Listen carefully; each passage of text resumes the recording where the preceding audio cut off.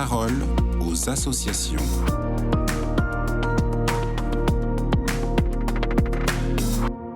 Vous écoutez KTO Radio. Dans la parole aux associations d'aujourd'hui, on reçoit Marilyn Chaumont. Bonjour, vous êtes rédactrice en chef du magazine Ombre et Lumière. Alors que la souffrance psychique s'accentue chez les jeunes, vous avez mené une enquête sur les maladies telles que la schizophrénie, la bipolarité, le trouble borderline. Vous évoquez la réalité vécue, l'urgence de la prévention, mais aussi les raisons d'espérer pour les jeunes et leur entourage. Ma question est simple, pourquoi avoir choisi ce thème ? Beaucoup de jeunes confrontés à la maladie psychique restent englués dans un tabou qui reste immense, et nous avions à cœur de leur donner la parole.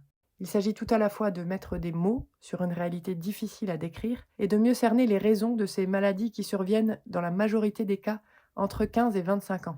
Les troubles psychiques renversent alors complètement l'équilibre de l'adolescent ou du jeune adulte. À l'heure des grands choix, toutes les possibilités semblent se rétrécir. Alors nous avons entre autres interrogé des jeunes qui sortent tout juste la tête de l'eau. Par exemple Lucille, atteinte de schizophrénie, ou encore Ludivine qui a traversé une dépression sévère.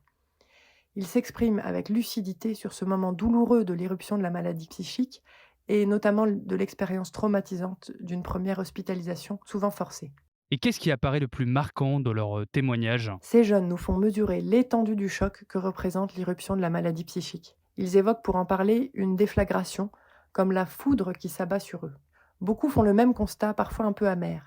Si les signes avant-coureurs de leur première crise avaient été décelés avant, une telle violence ne les aurait pas submergés. Ludivine, par exemple, qui a connu une dépression sévère, faisait déjà des insomnies lorsqu'elle était enfant et avait des idées suicidaires.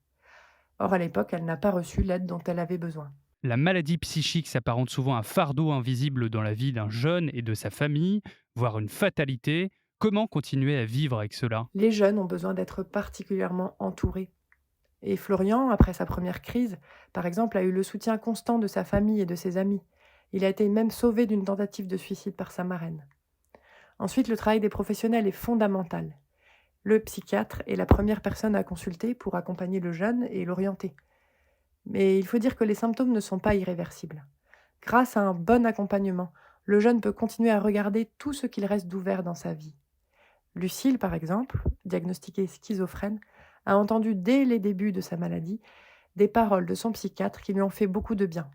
Ce médecin lui a tout de suite expliqué qu'il avait un patient schizophrène qui avait réussi à construire une belle carrière et que sa vie ne s'arrêtait pas à la maladie.